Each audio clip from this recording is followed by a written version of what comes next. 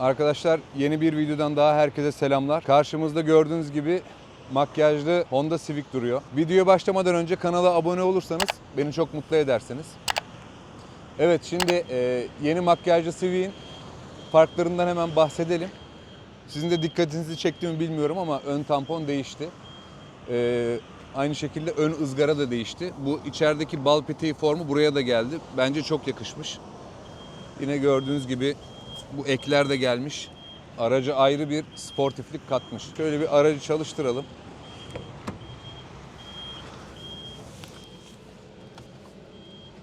Bu arada tabii ki anahtarsız çalışıyor. Şöyle anahtarını da göstereyim size. Küçük minimal bir anahtar yapmışlar. Güzel olmuş. Şuradan farlarımızı yakalım. Dörtlüyü de yakalım. Çünkü arka stop grubunda da değişiklikler var. Gördüğünüz gibi şu kısımlar daha beyazdı, karartılmış. Bu da çok güzel olmuş. Bu jantların tasarımını ben beğendim. Gayet güzel olmuş. Gri renk de yakışmış arabaya. Şimdi bir bagaj hacmine bakalım. Bir önceki nesline göre biraz daha ufalmış. 512 litre bir bagaj hacmi var. Örtüyü de kaldıralım. Bu tüplü olan versiyonu. Onun için buraya tüp koymuşlar. Stepne yok.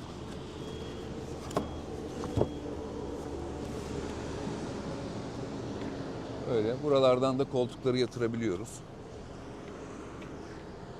Şimdi tüplü olan versiyonu 1.5 Turbo Eco diye geçiyor. 129 beygir, 180 Nm'de tork üretiyor. Şimdi sürüşte de bakacağız bize neler verecek. Arka yaşam alanına bir bakalım.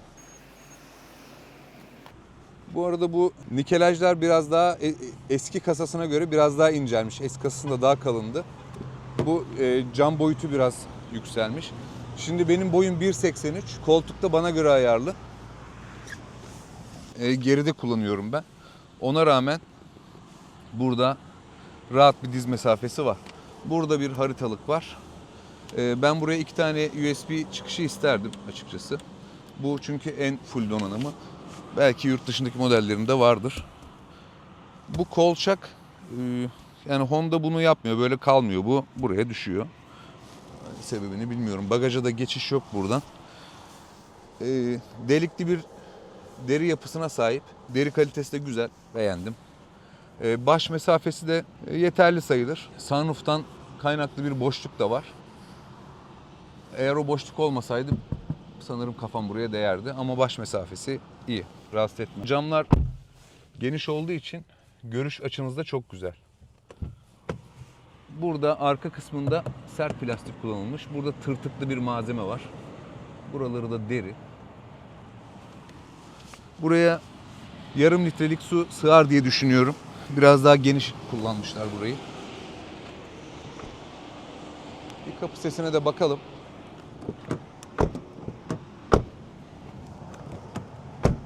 Evet, ön daha tok. Aracın flaşörleri de bu şekilde yanıyor. LED değil, halojen. Executive Plus donanımı, en dolusu. Gündüz ledlerini üst kısma almışlar. Ön sinyaller de LED. 2 paket var zaten. Bir alt paketinde de yine LED farlarla geliyor. Ben far tasarımını çok beğendim. Yavaş yavaş sürüşe geçelim. Biraz da ön kısımdan bahsedelim. Şimdi buradaki deri kalitesi bir önceki kasayla aynı.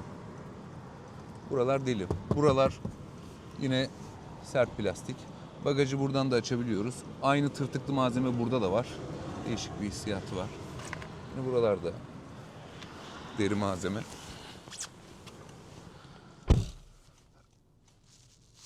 Ön kısımda bizi full dijital bir ekran karşılıyor artık. Bu araç LPG'li olduğu için LPG'yi buradan bir tuşla kapatıp açabiliyoruz. Zaten LPG modunu açtığınız zaman ekranda da gösteriyor. Şurada da devir saatinin alt kısmında aracın ne kadar LPG'si olduğunu gösteriyor ve en altta da benzin deposu ne kadar dolu onu gösteriyor. Şimdi bu bal peteği formu burada da devam ediyor. Ben burayı da çok beğendim. Bu da güzel bir malzeme. Yine piyano bilek buradan devam ediyor. Koltuk ısıtmalarımızı görüyorsunuz. Koltuk ısıtması şart arkadaşlar. 9 inçlik bir multimedya ekranı var. Bu kısımda fiziki tuşlar var. Ben bunu çok seviyorum. Ses açma kapatma tuşu fiziki ve çok kolay. Aynı şekilde bu kısımda da yine radyoyu kontrol edebiliyorsunuz. Frekanslar arası geçişi buradan yapıyorsunuz. Burası da ses açma kapatma. Ama şu tuş gerçekten güzel. Kolaylık sağlıyor. Buradan menülerde gezebiliyoruz. Mesela menzil ve yakıt dedik. Ben aracı sıfırladım. 9,7 kilometre yol yapmışım. Şimdi videonun sonunda da aracın ortalama değerlerine bakacağız. Ancak araç yeni bir araç. Ne kadar doğru bilgi verir bize emin değilim. Buradan menü tuşuna basıyorsunuz. Menüler arası buradan geçiş yapabiliyoruz. Telefon, navigasyon, hız alarmı, sürücü dikkati, emniyet kemerleri, bakım, güvenlik desteği, ekran özelleştir.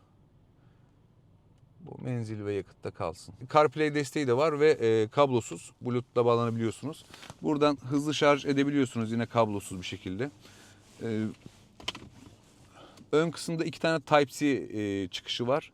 Bir adet de çakmaklığımız var 12 volt. Burada drive modları var. Buradan normal, spor, eco diye seçebiliyoruz. Şu an normalde kalsın. Elektronik park freni ve auto hold. Auto hold dediğim gibi çok işe yarıyor. Kolçağa bir bakalım. Yeterli. Yeterli büyüklükte.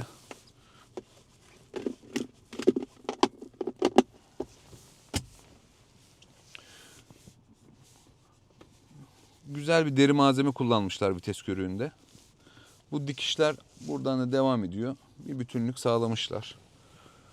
Oturma pozisyonunu da çok sevdim. Burada direksiyonu da çok güzel tasarımı. Ben çok beğeniyorum. Deri bir direksiyon kullanmışlar. Bayağı bir yavaş açılıyor. Burası da sert malzeme. Aracımızda sunroof da var. Yavaş yavaş testimize geçelim isterseniz.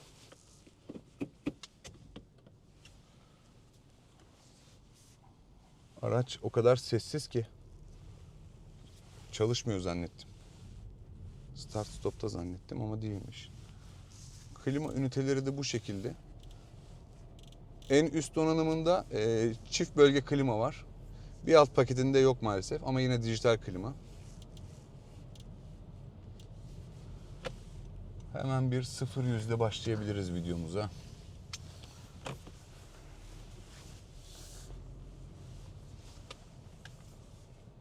Evet, ben benzin modunda 0-100 yapmak istiyorum. Buradan da spor modu alalım.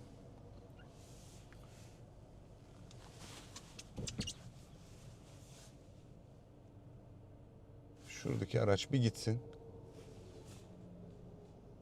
Evet, başlayabiliriz.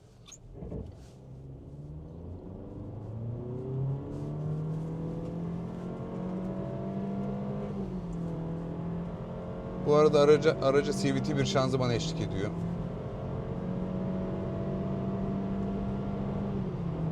...11,73 saniye. Şimdi burada biraz eğim olduğu için normalde 11,73 ama corrected 11,42, yani doğru olan saniye 11,42. G-Pace bu konuda çok iyi arkadaşlar. Tekrar söylüyorum. Ürün yeni bir ürün olduğu için videolarımda biraz daha fazla bahsediyorum. Sizinle birlikte deneyimliyorum bu arada cihazı. Maksimum 1,45 G yemişiz demin. Şimdi mesela tatlı bir rampa çıkıyoruz.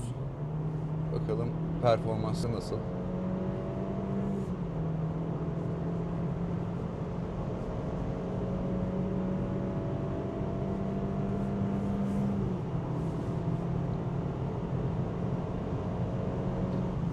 Bence yeterli. Şimdi bir de LPG'ye alalım. Bir de şimdi bakalım.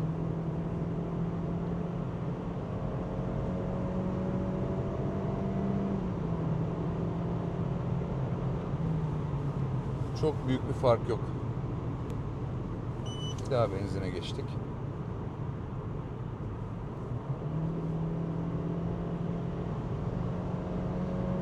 Ya benzinle LPG farkını anlayamayabilirsiniz.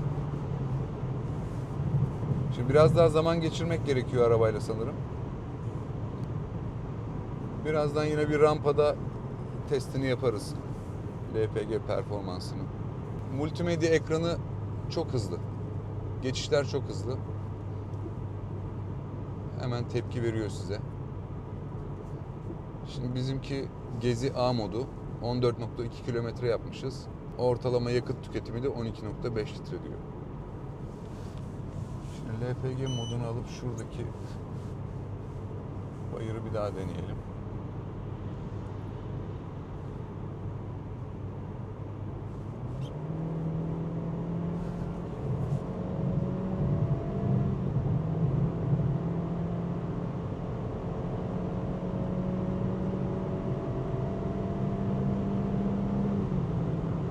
Bence gayet yeterli.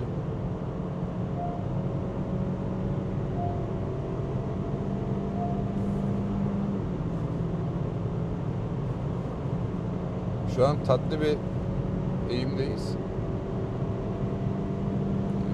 Bu kilometreleri rahat bir şekilde çıkabildi. Tekrar benzin aldım. Bu arada hazır araç beni uyarmışken şeritten çıkış diye, bu kısımda cruise kontrol ve şerit takip asistanını yönetebiliyorsunuz.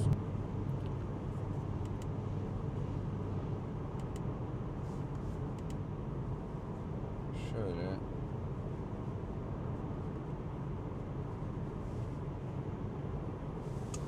Şerit takibi de açtık.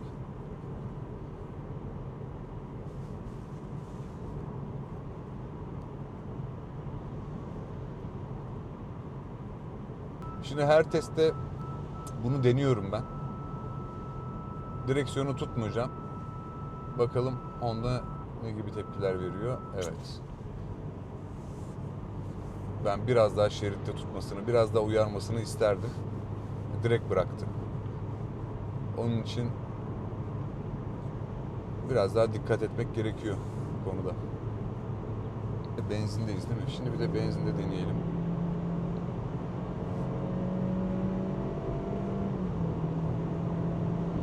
Ya aradaki fark o kadar küçük ki. Yani şu an hissedebiliyorum. Ama çoğu kullanıcı bu aradaki farkı anlamayabilir. Evet, biraz daha atik, biraz daha performanslı tüpe göre, dediğim gibi.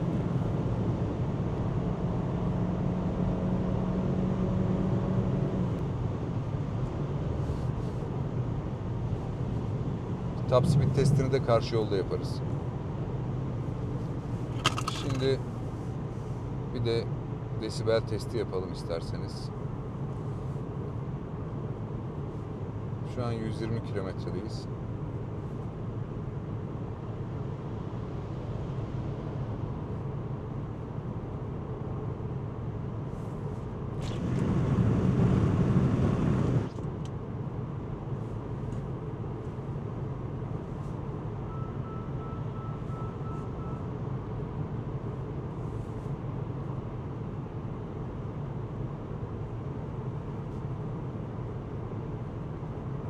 ...70-71 gibi.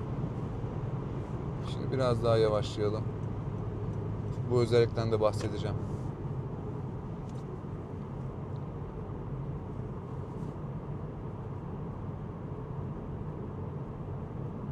...69-68 gibi.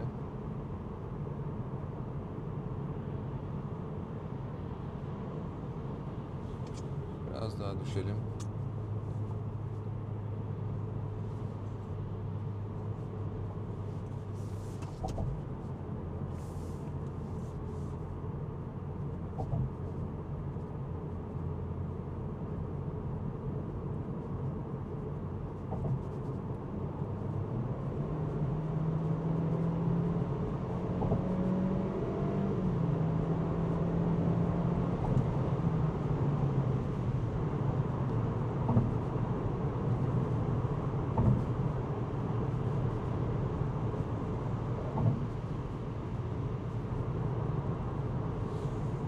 Evet, desibel de bu şekilde. Şurada bir Virajda şerit takibi deneyelim.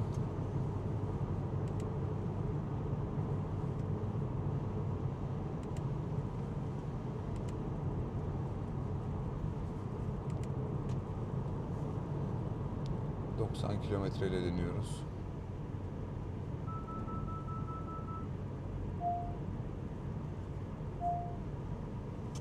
Burada biraz yavaşlayalım.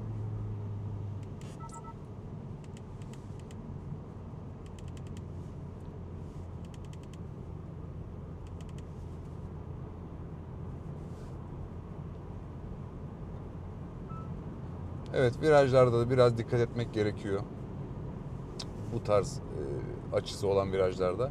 Açıkçası Hyundai Kona ile geçen hafta yaptığımız testte daha başarılı sonuçlar aldım.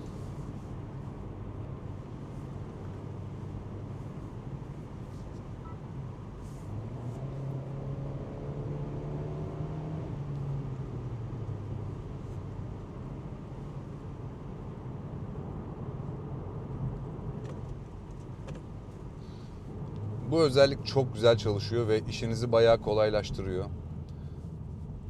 Bayağı bir konfor sunuyor. Şimdi sağa sinyal verdiğinizde sağ ayna altındaki kamerayı açıyor. Ya da şuradaki tuştan da direkt basıp açıp kontrol sağlayabiliyorsunuz. Dediğim gibi çok güzel. Açısı çok güzel ve çok güzel çalışıyor. Size de bayağı bir yardım sağlıyor.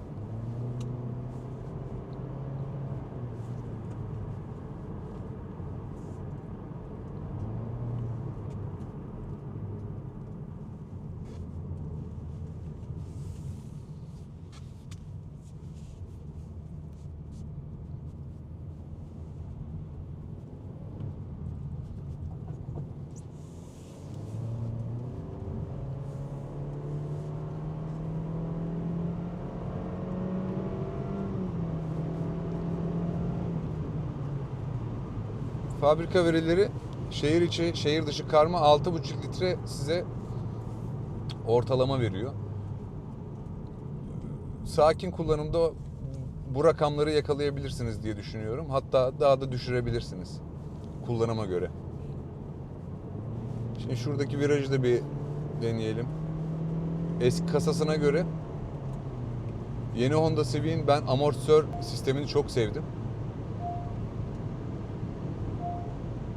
Ne sert ne yumuşak, bozuk yollarda da çok güzel absorbe edebiliyor.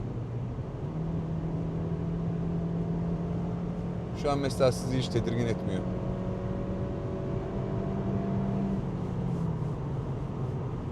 Her testte de bu koltuk yapılarından bahsediyorum.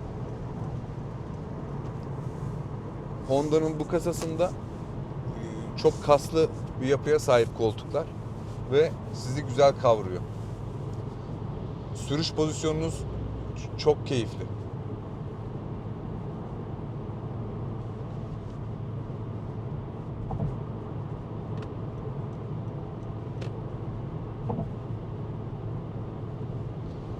Şimdi ileride bir 0-100 testi daha yapmak istiyorum. Evet, burası tam tepe noktası bence.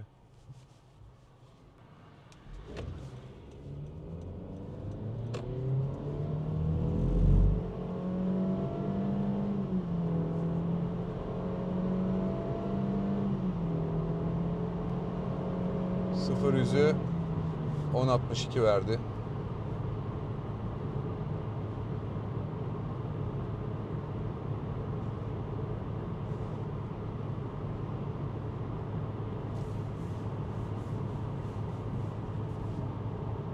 Şuradan bakalım. Corrected 10.78. Fabrika verilerine bayağı yakın. Burada bir top speed deneyelim artık.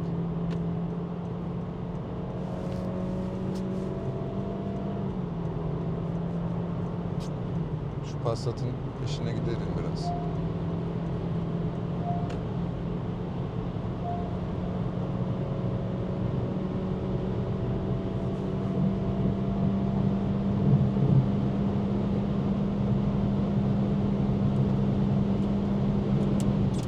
Gaz kesmek zorundayım.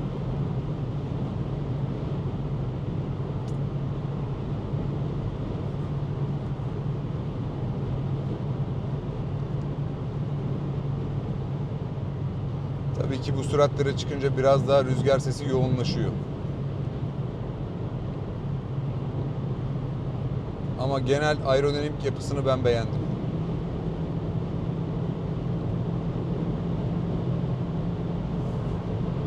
Mesela tüpe alalım. Bakalım tüpte kilometrelerde nasıl tepkiler veriyor.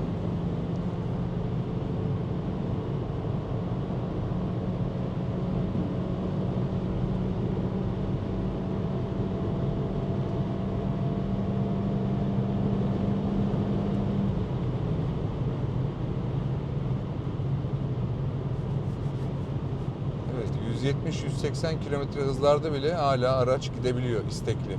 Tüpte bile. Yeterli.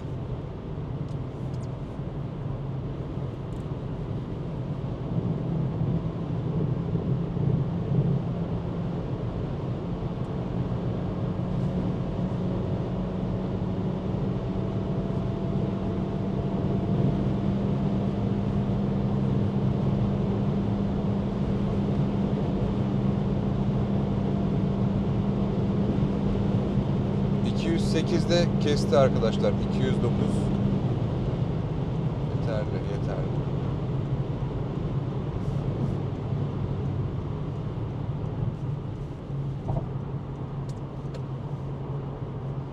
Fren pedalın hissiyatını da beğendim bu arada. Konforlu.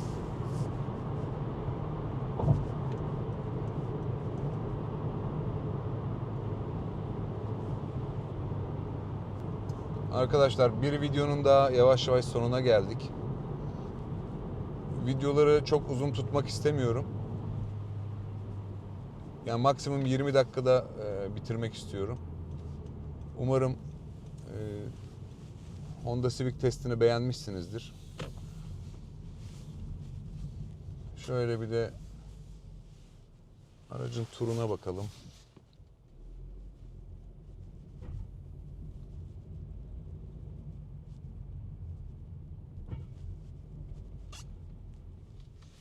Aracın turu da bu şekildeydi.